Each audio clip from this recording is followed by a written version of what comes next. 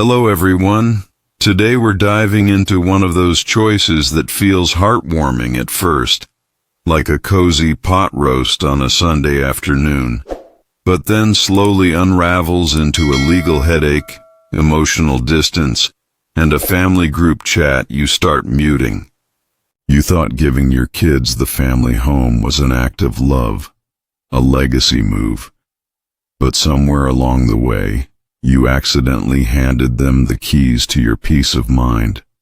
Honestly, you probably won't survive this episode without at least one dramatic sigh and some clutching of your emotional support pillow. So, before you get comfortable, take a moment to like the video and subscribe, but only if you genuinely enjoy what I do here. Also, comment below your city and what time it is right now, because there's comfort in knowing we're all going through this somewhere. Now calm down, turn on the fan for some soothing white noise, and let's begin today's journey of listening and healing together. You remember that sunny morning clearly. Perfect light coming through the kitchen window. You wiped down the counters extra thoroughly, feeling like you were doing something meaningful. Handing over the house where your kids grew up felt like passing down a legacy. The maple tree out front still turns crimson in fall, just like the year your son graduated. You signed over the deed with a shaky but proud hand. You called it a family gift. But what came next felt less like a gift and more like a boomerang you didn't see coming. Turns out in America, passing your home to your child isn't just about warm memories. It's about property taxes, homeowners' insurance updates, expensive repairs, and suddenly having to knock before you enter a place that once was fully yours. 1 month later, the garage had turned into a purple-lit home gym. Your vintage radio, the one that played NPR at 7 a.m. every day, replaced by a stationary bike and a mini fridge stocked with protein shakes. "Hey, Dad, just hang out in the massage chair for a sec," your son says casually. That chair is where you used to read the paper every Sunday. A behavioral study among retirees in the U.S.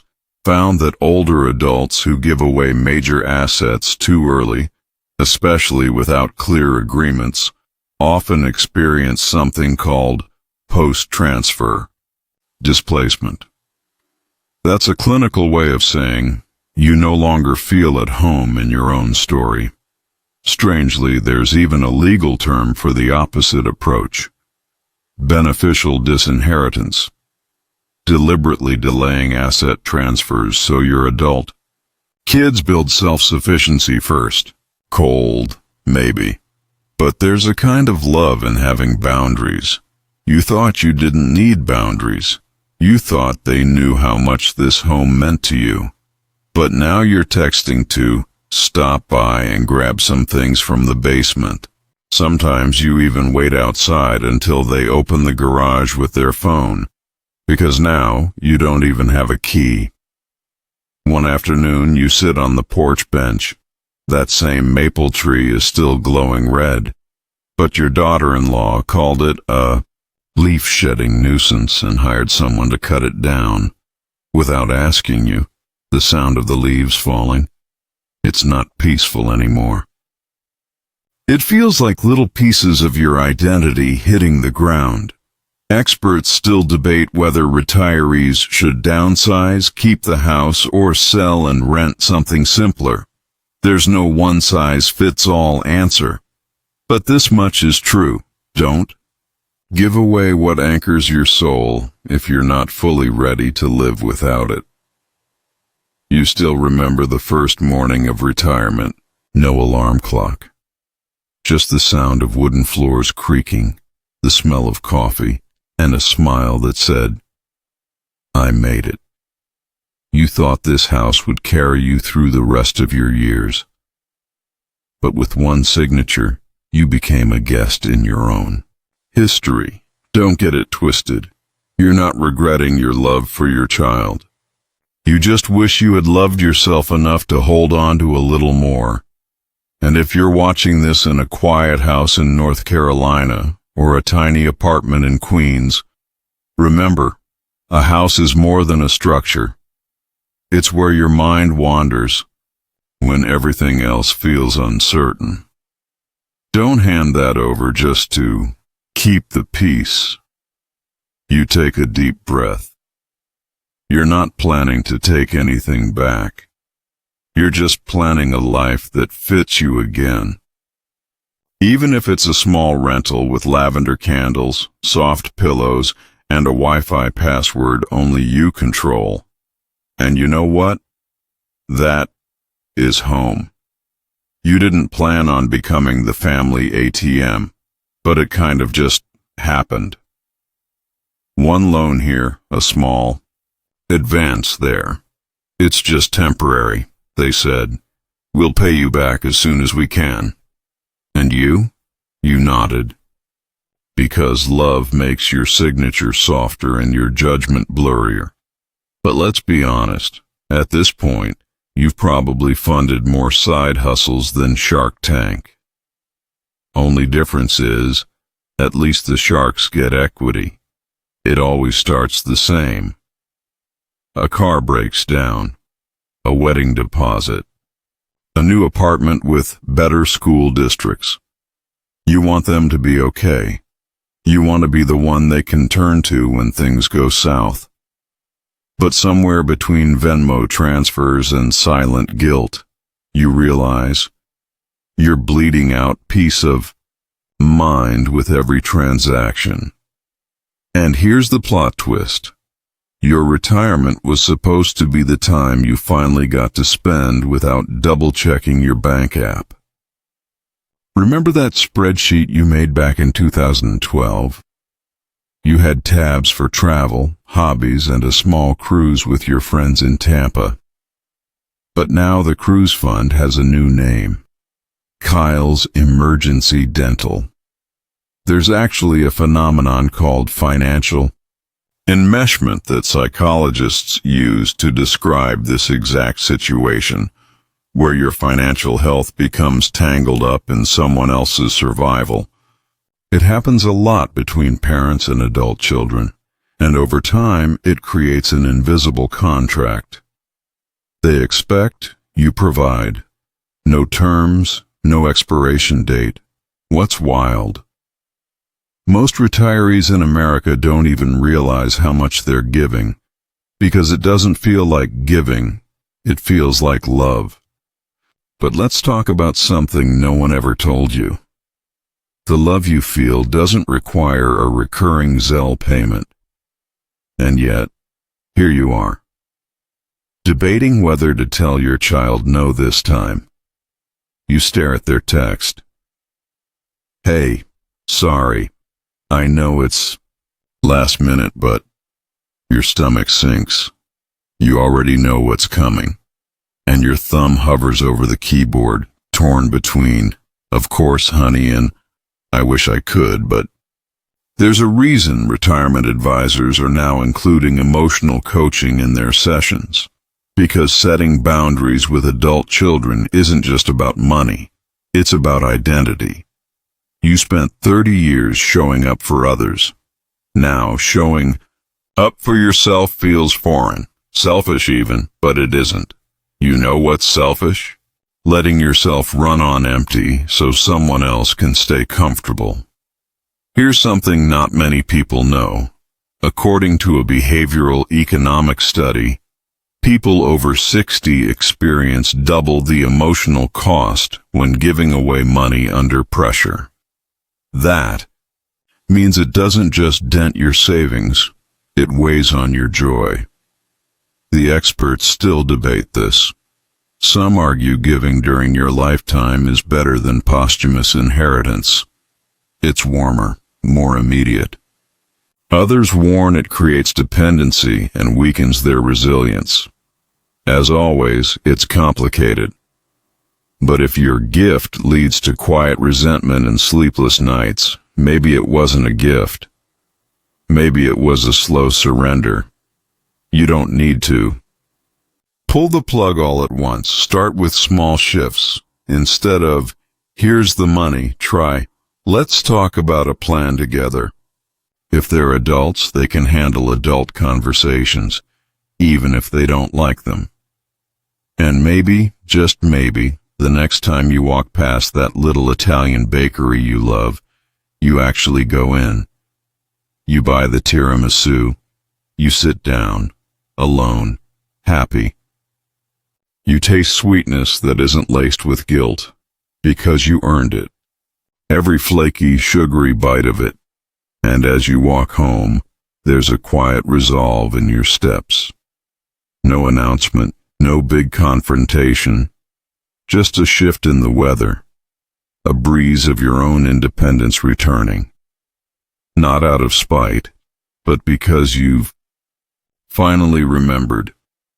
Your retirement isn't a safety net for others. It's a season for you, and you deserve to live it with a heart full of joy, not IOUs. You never meant to babysit full time. It started with a few afternoons here and there, school pickup, occasional sleepovers. You even bought that fold-out dinosaur cot for the guest room. Just to make them feel welcome, you said. But now, 3 years later, you know the names of every animated show on Disney+. Your back hurts from leaning over to tie little sneakers, and your idea of me time is hiding in the pantry with a cold ginger ale and a sigh that sounds older than it should. The thing is, you love your grandkids. Fiercely. But somewhere along the way, someone mistook retired for always available. That's the trap. Retirement doesn't mean your time is up for grabs. But nobody puts that in the greeting card. You remember reading about something called role reversal fatigue, where older adults take on caregiver roles again, often without proper boundaries or compensation. Researchers have found that grandparents who provide daily child care are at higher risk of stress-related conditions, especially if they don't have adequate support. You didn't retire from a job just to step into a new one you didn't apply for. Funny how kids nowadays want gentle parenting, but they hand off their toddlers with instructions like, you're the daycare manager on shift, snack list, nap schedule, screen time limits. Meanwhile, you're trying to remember if you took your blood pressure meds, and here's the kicker. You still feel guilty for wanting space. You tell yourself, at least I get to see them grow up, as if you're convincing yourself that exhaustion is a privilege, but deep down, you miss your mornings. You miss drinking coffee without cartoon voices screeching in the background. You miss being able to leave the house without coordinating with a drop-off schedule. You miss yourself. There's a science term that might explain the growing unease, intergenerational burnout. It's when emotional energy is drained by the constant pull between being a parent, grandparent, and person, all at once. You're being asked to show up in roles you never quite retired from. That's not peace. That's performance. One fact most people don't know: in several states, grandparents providing unpaid full-time childcare are now included in caregiver statistics for Medicaid support. Because guess what? It's work. Real, unpaid, emotionally complex work. Still, experts argue over this. Some say the closeness between generations is healthy, even healing. Others warn that blurred boundaries erode a retiree's ability to thrive. So here's the gentle truth. Closeness should never cost you your sanity. You're not ungrateful. You're not cold. You're just tired. It's okay to set hours. It's okay to say no. It's okay to ask, When's the last time I had a day that was just mine? Try this. Instead of babysitting 4 days a week, offer one. A structured, planned day. Then take the other days back. Join a walking group. Take up painting. Learn to bake something no one else eats but you. Reclaim the hours that quietly slipped away while you were pureeing apples and wiping sticky fingerprints off your phone. Let your home be a haven again, not a daycare with unpaid overtime. Let your time feel like a gift to yourself, not a debt owed to family. And if that makes people uncomfortable, that's okay. Growth often does. Because the greatest legacy you can offer isn't free babysitting. It's showing the next generation how to honor their own time by watching you honor yours. You don't need to be everything to everyone. You just need to be fully, joyfully, unapologetically you. You remember the first time they asked to move back in, just for a few weeks, they said. Until we figure things out. The suitcase in their hand looked light, but somehow, the weight settled directly onto your shoulders. Weeks turned to months. Then came the second request, then the third, a breakup, a layoff, a lease that was too expensive to renew, and now your quiet retirement home echoes with the buzz of someone else's late-night gaming, the whir of the dryer at 2 a.m., and that faint smell of microwaved ramen that never quite leaves the air. You love your kids. You do. But your living room shouldn't feel like a transit lounge. It's a real thing. Multi-generational cohabitation is on the rise in the U.S., and while some cultures have long embraced it, the sudden resurgence here is largely driven by economic stress. But here's where it gets tricky. When one generation retires and the other still hasn't launched, the emotional lines blur fast. Especially in America, where independence is king. You wake up earlier than you'd like just to get the bathroom. First, you pretend not to notice dishes in the sink, and you tiptoe around your own house like a guest, hoping not to interrupt someone's YouTube stream. That's not cozy. That's claustrophobic. And the worst part? The guilt for even thinking it. You tell yourself, they just need time. You offer to help. Again and again. But deep inside, you miss silence. You miss locking your door and not worrying who needs what. You miss hearing your own footsteps, not theirs.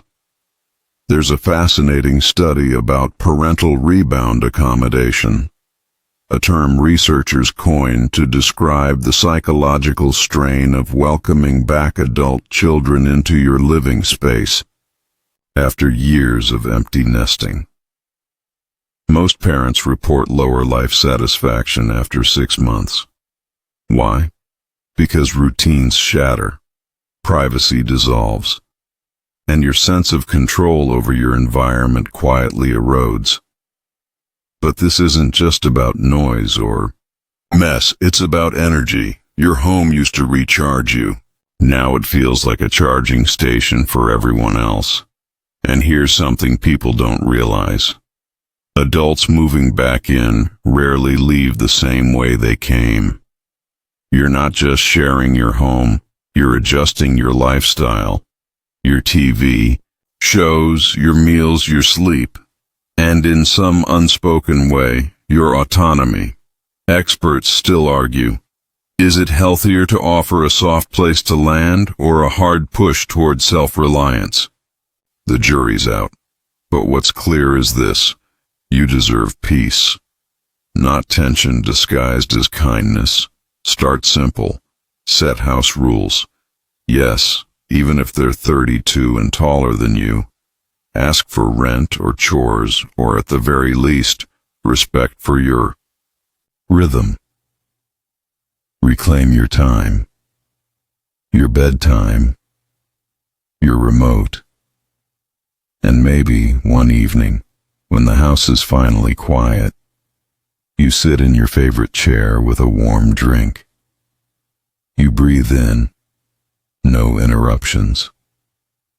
Just your own breath, steady and light, and you whisper to yourself, not with regret, but with clarity. This is my space, my time, and I deserve to feel at home again. Because retirement isn't a revolving door, it's a sanctuary, and you get to decide who stays and for how long. It started with good intentions, a down payment for their house, a used car to help them get to that new job, a little something for the wedding, because you didn't want them to start life already in debt.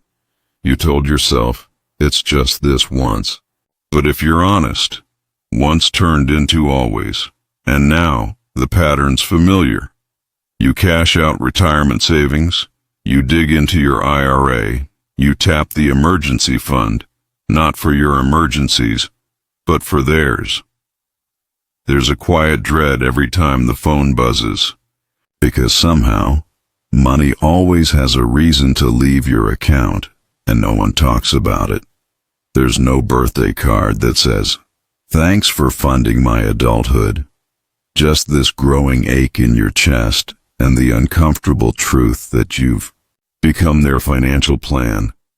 You might have heard of a term from behavioral finance called financial parentification. That's when adult children start relying on their parents for major expenses, not just as help, but as default. It's more common than you think, and it's a recipe for long-term imbalance. Here's the twist.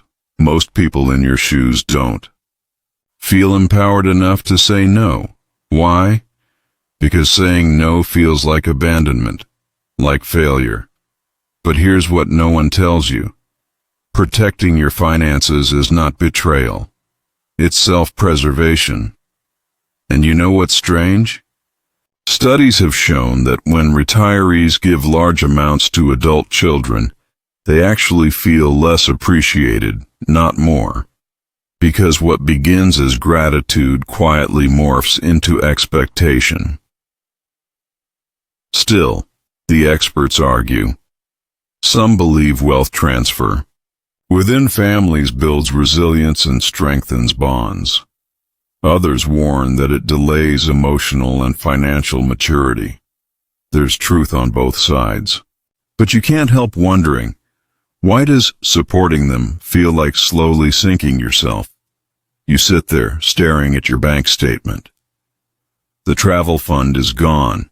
The dental savings are, well, ironically, toothless. And that tiny voice inside says, "How did we get here?" You know how we got here. Love, guilt, and the belief that you're helping. But let me ask you this. If you keep helping this way, what will you have left for yourself? You remember reading a quirky fact once, that seahorses are the only species where the dad gives birth. That stayed with you, because it felt like your life. You've been giving birth to other people's stability for years, but no one asked what it cost your spine. Try something new.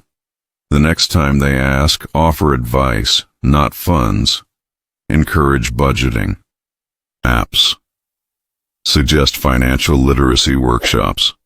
Point them toward resources, not your checkbook. And if you must say no, do it gently but clearly. I love you, but I can't contribute financially right now. I need to protect my future. That sentence is a boundary, not a betrayal. Because someday you'll want to wake up and not feel tension between your heart and your wallet. You'll want to take that art class, Or finally fix up the garden without second-guessing the cost of soil and seeds. You'll want the freedom to choose joy, not just survival. And that starts with one quiet, courageous choice. To stop giving away pieces of your future in the name of someone else's present.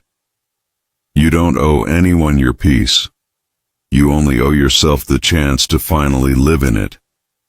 You didn't mean to become their therapist. It began with late-night calls. I just need to vent. You'd sit there listening, absorbing every anxious thought, every messy breakup, every meltdown about life not going as planned.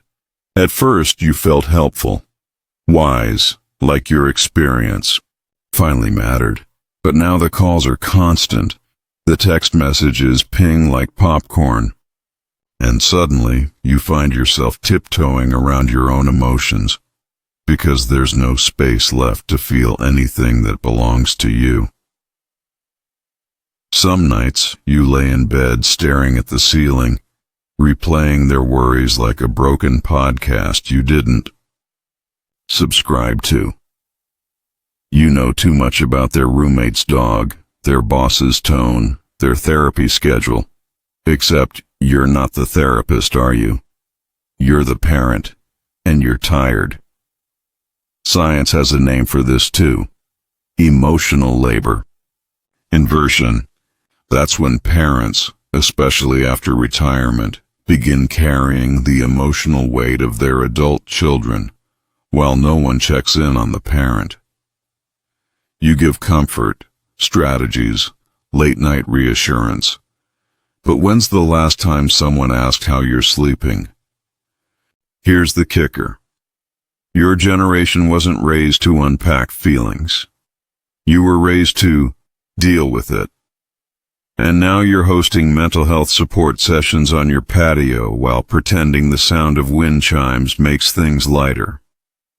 But one fact not many people know. Emotional overload in older adults can manifest physically. High cortisol levels, blood pressure spikes, even digestion issues. That ache in your gut might not be from what you ate. It might be from what you've been absorbing. Experts argue about this, of course. Some say open communication between generations is vital. Others caution against parental over-empathy, where boundaries dissolve under the weight of wanting to help. But deep down, you already know this. You are not a dumping ground. You don't need to hear the same crisis for the 7th time without them taking action. You don't need to apologize for not picking up a midnight call. You're not failing anyone. You're simply choosing to protect your peace.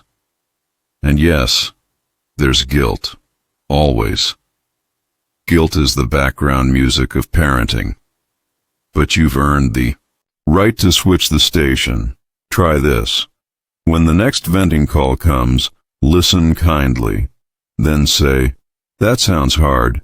What are you planning to do about it?" Or if you're drained, simply text back, "I'm resting tonight. Let's talk tomorrow." That's not abandonment. That's emotional self-defense, because your empathy should not be a faucet that never turns off. You get to pause. You get to breathe. You get to have conversations that don't revolve around someone else's spiral. One of your favorite facts.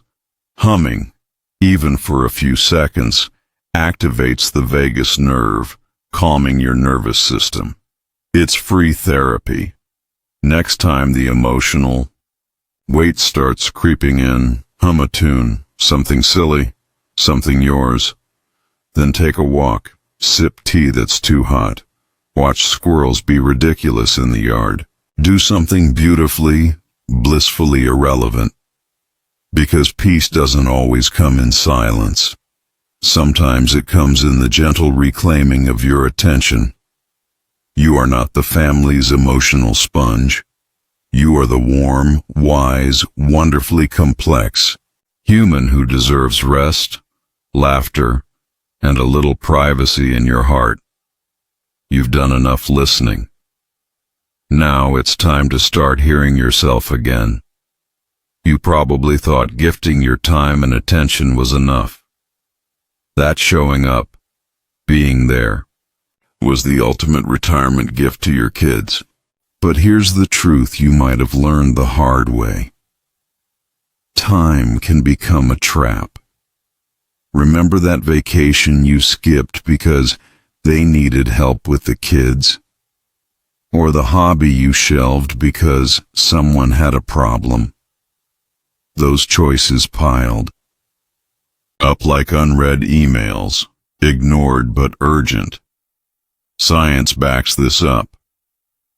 Studies on retirement well-being show that retirees who say yes to everything often face increased stress and even depressive symptoms. Paradoxically, more time doesn't always mean more happiness. It means more obligations. But the odd part? Your kids probably don't even notice what you gave up. They see the surface, the always available you, and assume you're fine. Which makes it harder to say no next time. Here's a quirky fact. Researchers discovered that people tend to overestimate how much their loved ones want their time, and underestimate how much they actually need their own space. It's like showing up at a party where everyone's already left, holding a leftover plate of snacks. Experts still debate this. Some claim retirees should fully embrace family roles as a source of identity and joy.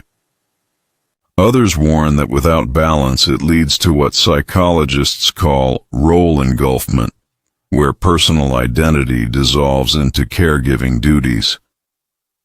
You're not a robot programmed for endless patience.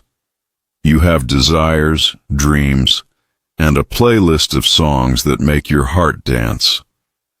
Yet those dance sessions have been postponed for years because time was donated to others. What if you flip the script?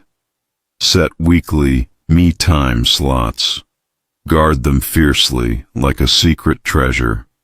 Maybe it's Friday mornings for fishing, Sunday afternoons for painting, or Wednesday evenings just for watching bad movies with popcorn that's too buttery. Communicate this gently but firmly. I love spending time with you, but I also need time to recharge. Watch how the air changes. Some might resist, some might complain. But that's normal. Growth often feels uncomfortable. Remember, you're not rejecting them. You're teaching them to respect your boundaries and your well-being. And the more you honor your own time, the more meaningful the time together becomes. In fact, it's scientifically proven. Quality beats quantity when it comes to relationships, especially family ones. So that one afternoon of focused attention can outweigh a week of distracted presence. So, reclaim your calendar, your peace, and your power. You don't owe endless availability. You owe your best self, the one who shows up with joy, not exhaustion. Because retirement is not a never-ending to-do list for others. It's your chapter, your rhythm, your choice.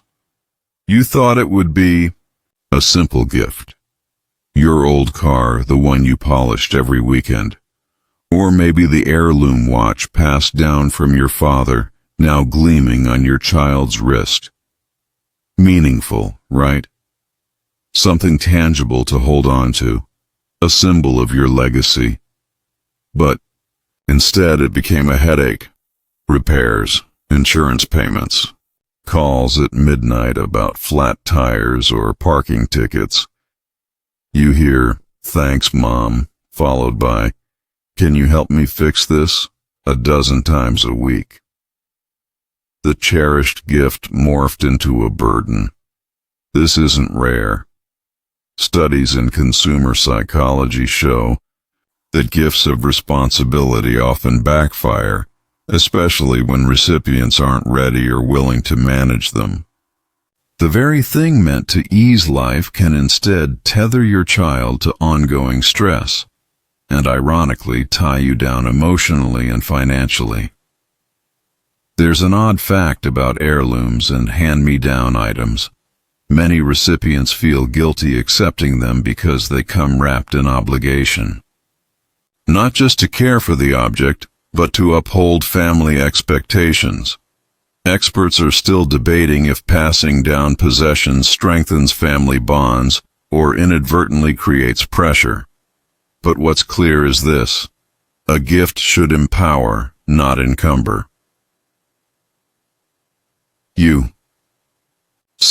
Your retirement should be about freedom, not managing your child's things or problems. You gave your years. Now it's time to give yourself space. If you're tempted to pass along something big, pause and ask, is this really a gift or a chore disguised as generosity? And if it feels heavy, consider alternatives. Experiences instead of objects. Memories instead of material. Try offering help in ways that don't add stress. Teach them how to buy their own car. Share stories about budgeting for insurance. Encourage independence, not dependence. And if the gift is already out there causing strain, set gentle boundaries. I can help you with the initial repairs, but after that, it's on you. Or, I love that watch on you, but I can't cover its upkeep, because peace in retirement means learning to say no to burdens disguised as blessings. Your time is priceless, your energy finite. Make sure your gifts reflect that truth. Sometimes you give the gift of advice. Well-meaning, of course. You've lived through the ups and downs, the blunders and breakthroughs. So when your child starts making questionable choices, your mouth opens before your brain fully catches up. Don't invest in that. Watch out for that friend. Maybe take a different job, but instead of gratitude, you often get eye rolls, or worse, silence. The subtle shutdown of a conversation that leaves you feeling like an outdated software patch no one wants to install. Science calls this the generational wisdom gap. Your insights come from decades of hard-earned experience, but your children live in a world that moves at TikTok speed. So your advice can seem ancient or out of touch, no matter how valid. Here's a strange twist. Studies suggest that unsolicited advice can trigger a brain's defense mechanism, making people less likely to listen. It's not about the content, it's about the delivery and timing. Experts are still debating how to bridge this gap. Some say sharing stories rather than direct advice works better. Others argue for asking questions instead of giving solutions. The key is respect. Respect for their autonomy and space to learn. Next time you're tempted to say, "I told you so," try instead, "What do you think about this?" Or, "How can I support you?" That small shift can open a door instead of slamming it shut. Remember, your role now is less about fixing and more about guiding gently from the sidelines. It's tough, I know. Watching from the bench while they make mistakes feels like heartbreak. But it's also the path to their growth and yours. And hey, if it gets frustrating, remind yourself of this quirky fact. The brain's plasticity means you're still learning how to adapt, no matter your age. So think of advice giving as a dance, not a lecture. Sometimes you lead, sometimes you follow. Because peace isn't in controlling their choices, it's in trusting their journey and knowing you've done your best. Section 10. You thought that too. By giving your child your home, your sanctuary, you were handing over security, love, a place to grow.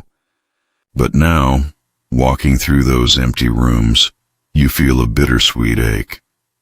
That home feels less like yours and more like a weight.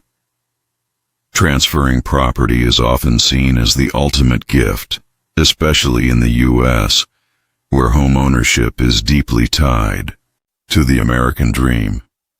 But here's what most retirees don't expect: the endless upkeep calls, the disagreements over repairs, the pressure to keep it perfect for when they visit. And then there's the emotional toll. Your child might feel overwhelmed by responsibility or conflicted about your expectations. Sometimes they don't want to live there at all. They want freedom, not roots. You thought you were giving them a gift, but it can feel like a trap. Here's a little-known fact. Home ownership stress affects mental health in surprising ways, increasing anxiety for both owners and inheritors. Yet, experts still debate whether passing down property strengthens family ties or fosters resentment. You realize the true peace isn't about handing over assets, but about sharing memories and supporting independence. Instead of pushing the house as a legacy, you can encourage your child to build their own dreams, with or without your old roof over their heads. If you choose to give a home, consider setting clear boundaries and expectations up front. Who handles what? How will costs be shared? These conversations are awkward but necessary. Sometimes the best gift isn't a house. It's the freedom to choose where and how to live. You've given so much already. Now it's time to give yourself permission to step back and let your child carve their own path, just like you once did. Because in the end, peace means releasing the need to control the future and embracing the freedom to live fully in the present. And now, as we gently close this chapter, take a deep breath and let these thoughts settle softly like twilight. Thank you so much for staying with me on this journey today. Remember, peace after retirement isn't just about what you give. It's about what you choose to keep for yourself. Setting boundaries, protecting your time, and honoring your own needs aren't selfish. They're necessary. If any part of this story resonated with you, or maybe even sparked some new thoughts, I'd love to hear from you. Drop a comment below and share your experience or your own lessons learned. We're all in this together, learning and growing. Before you go, don't forget to like this video if it brought you value, and subscribe for more gentle, honest conversations like this. And as always, take good care of yourself. You deserve it. Now, turn on that fan for some soothing background hum.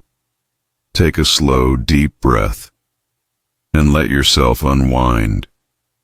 Here's to your peaceful, fulfilling retirement journey. Until next time, sweet dreams and gentle days ahead.